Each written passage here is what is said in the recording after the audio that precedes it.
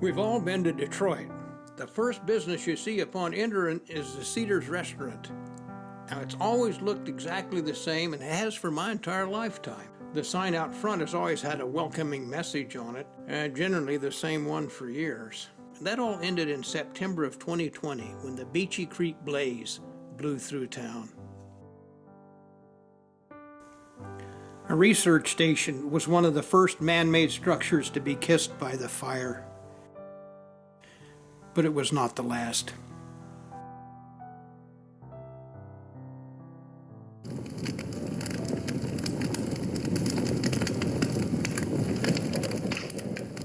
This footage is from a fire tower that suffered the same fate as Detroit.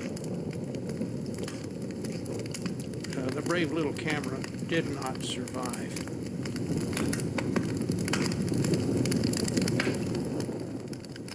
It seems like we're spending a long time here looking at the same thing, but I ask you to think, how much damage is this forest fire doing in 1 minute?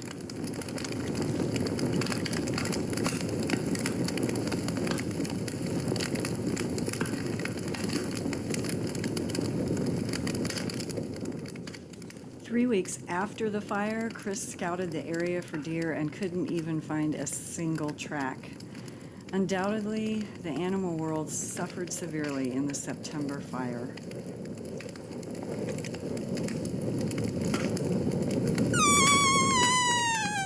Goodbye, camera.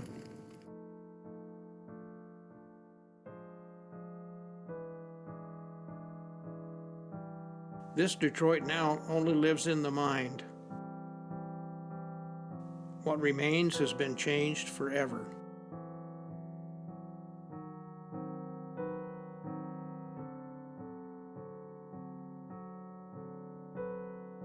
I've walked up those steps for breakfast dozens of times over the years. Never again. The old place is a real mess. If you look close, you can see the pedestals where the counter stools were perched. They're gone now. So are these chairs.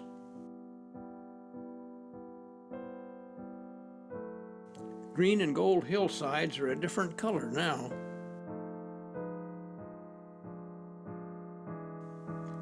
This tree was brilliantly beautiful last year, but now, not so much.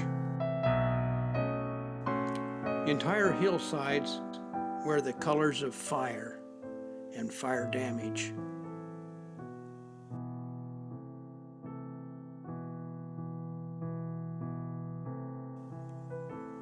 The neighborhood of summer homes east of town met the fire as it entered town. They were the first,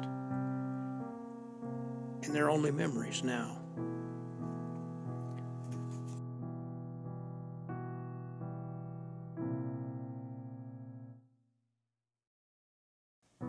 We saw chimney after chimney as the only things left standing of people's homes, and tried to imagine what that must feel like for them.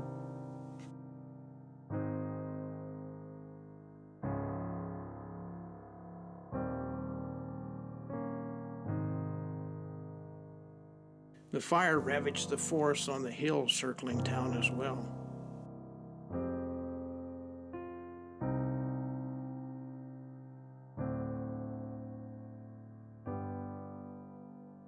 It looks like two eyes of a smiley face on the side of this hill, but I guarantee you it ain't smiling. Absolutely not. No joke. Now things look different from an eagle's perspective, but still not good.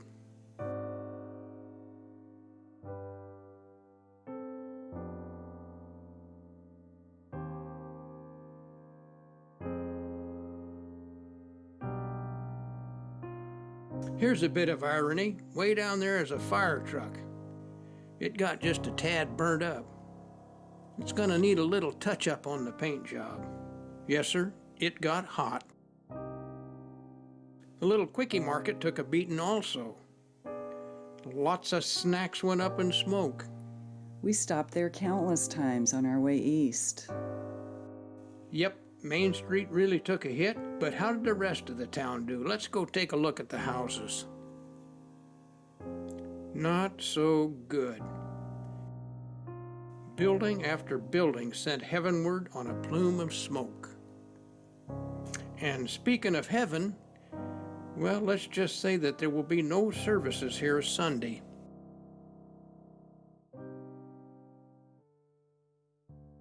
How about the shaded neighborhoods closer to the lake? Whew, not so good. Man, it's like driving through a graveyard. One house after another burnt to the foundation. And any cars left behind got the same treatment. Tough on everything. It amazed me how the rubber tires burnt up into nothing, like they never even existed. And how many sad stories are there behind each one of these charred yards? There was one survivor, though. Look here, here's a barbecue that looks like it's going to be able to get back on the job someday. Little fire can't hurt him.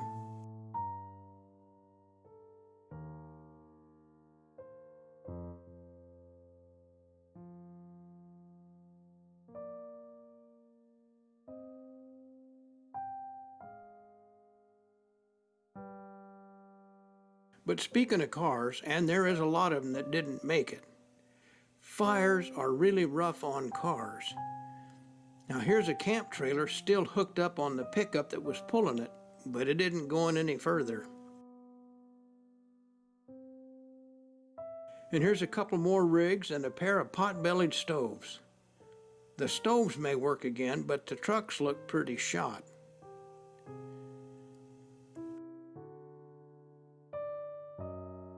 The hot deli, and it was, and the gas station are both burnt clear to the ground.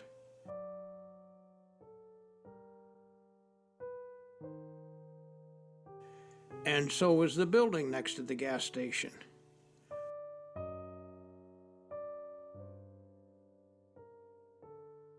Looking further now across the street to the motel, well, surprise, it's gone too. The picnic area is all scorched, and so are a couple of boat trailers. Look like a junkyard. And we find another car that didn't manage to outrun the fire. Yes, sir, Detroit really took a whipping. I can't help but think of all the friendly faces of residents and store owners we saw on our travels in and around Detroit, and wonder what they're doing now. Well, maybe we can send this Christmas tree to the White House. It's been that kind of year for all of us, hasn't it? Detroit really took a beating, but I had to think. I wonder how the fishing is. So we headed down to the lake to give it a try. We'd know in short order. A flock of Canada geese were there to meet us, and then they left. We had the place to ourselves, except for a covey of mountain quail. The darn things never stand still, though, flitting around through the brush and over the rocks and coming and going. They are pretty, though. Yep, good sign. It was going to be a great day. We made it to the same spot Dad and I fished in exactly 9 years ago, in our Darchris episode 16. We caught a bunch of fish that day, and I figured we'd probably do as well today. We headed down, and I showed Darcie the exact stump where Dad fished the last time we were here together. Well, it's spitting a little rain, and it's kind of chilly, so the first order of business is to try to get a little bit of a fire going. I found some wet sticks and a collection of trash that maybe I can burn up. Got some cardboard here. And with a little luck and some woodsman's skill, maybe I can get us a blaze going. Here's how long it takes. Get the little glob of cheese bait there. Anchor back. Toss it out. put it in the rod holder.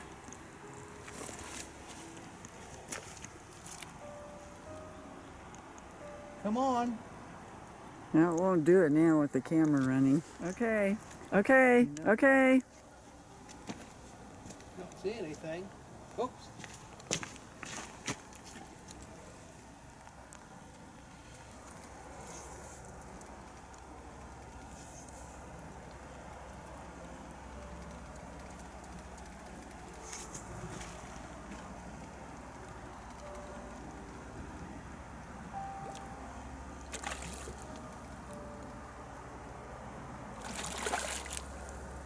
It's a pretty good one.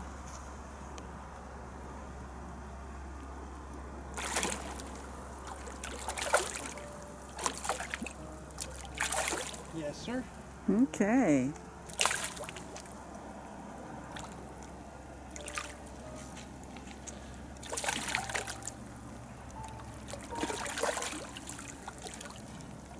Oh, yeah.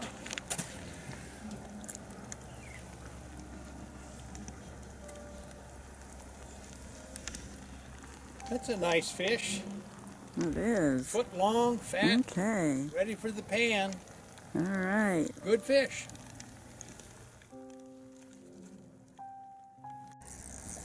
Darcie's in there somewhere in all them clothes. Darcie likes to stay warm. Oops. Uh-oh. I think he just got away. Uh-oh. Maybe not. Maybe not.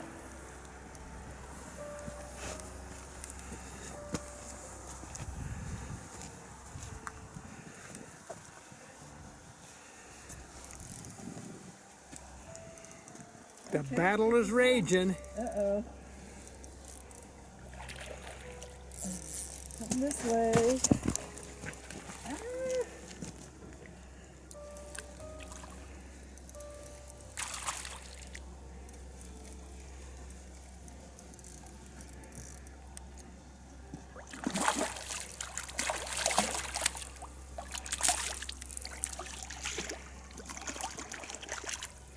Nice big fish. That's a pretty good sized one.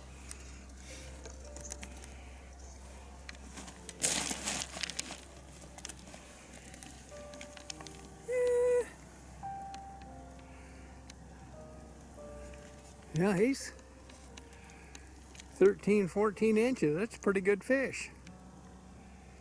Okay. Smile away. Good job. Good job. Thank you. As soon as I start the camera up, it's, oh, there.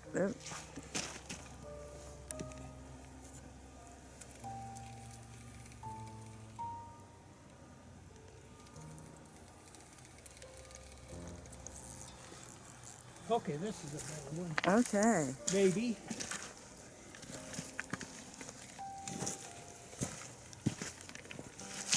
Maybe not.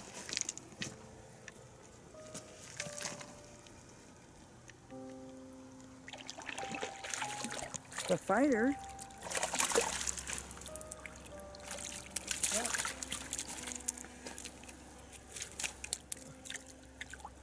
Come here, we'll get you washed off and take a picture of you. Well, that's supper tonight. Looks good Pretty to good me. batch of fish. It's a decent day, a little bit of sprinkling now and then, but there's still fish here. Yeah. Well, I guess it's time to turn around and head home. All right.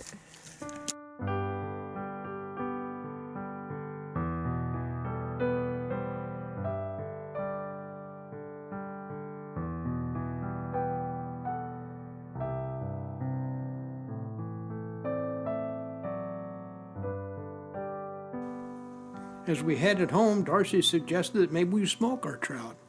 Then, she said, we can really celebrate our trip to the mountains with the gourmet snack.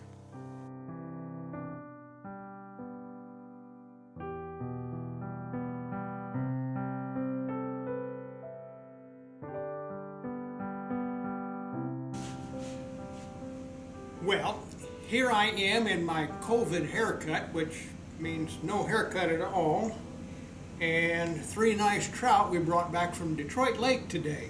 We're going to smoke them up.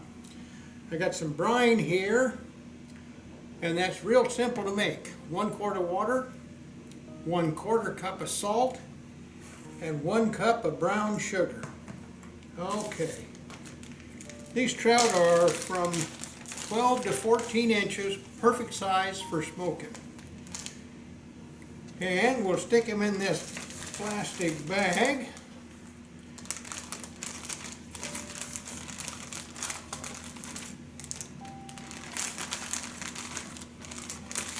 And pour in some of the brine. They'll fit just fine. Okay.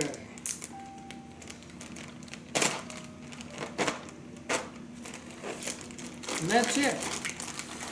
Give them a good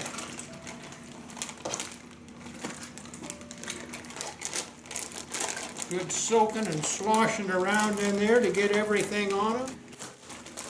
That goes in there to protect the refrigerator from any disasters that happen whenever you smoke trout or dress a deer or anything else. The refrigerator is the one that catches all the problems.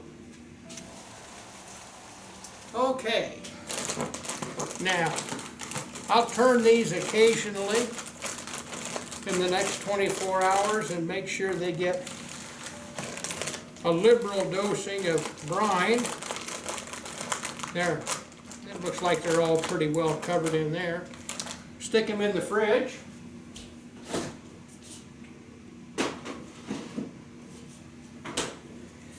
And in 24 hours, or 26 hours if I get lazy, they'll be ready to come out and go in the smoker. And we'll pick this up there in 24 or 26 hours. Well, here I am again. Same haircut I had yesterday. None, thanks to COVID. Okay, we got all 3 trout. I split them, took the heads off. They've dried, and now all that's left is to put them in the smoker. So, we'll do that.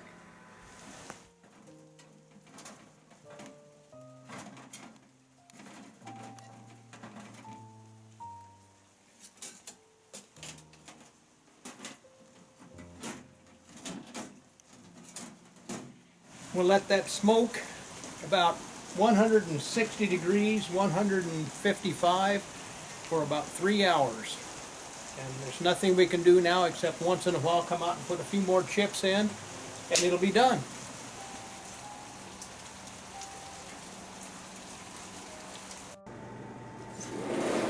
Okay, dear. Okay. The fish is here. Ooh. And this will be a treat. Oh my gosh, that looks so good. Oh, that is amazing. Okay, now I want you to try just a little piece of this. Okay, I'm ready. Looks really good. Mmm. Mmm. Fresh out of That Detroit. really is good. Fresh out of Detroit Lake. That's a winning recipe. Good stuff right here. Mm-hmm. Very good. Wow. You caught the fish, you cooked the fish, now you get to eat the fish. It's all part of a wonderful day. Right out of Detroit. Good day in a town that had a lot of disappointments. Yeah, that poor town. But it still has its fish. Here's to Detroit. Here's to Detroit. And all the people rebuilding or whatever they're having to do. That's the camera version. Now here's what really happened.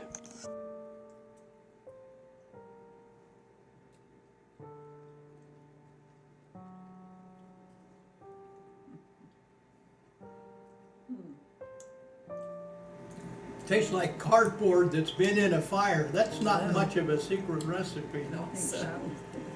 Oh well. Still got wine. The sad thing is it isn't even wine. I know. It's cranberry Still got juice with wine. 7-Up in it. We got wine. It's sparkling with 7-Up. Mm-hmm. Yay! But it tastes good. Okay. Bye.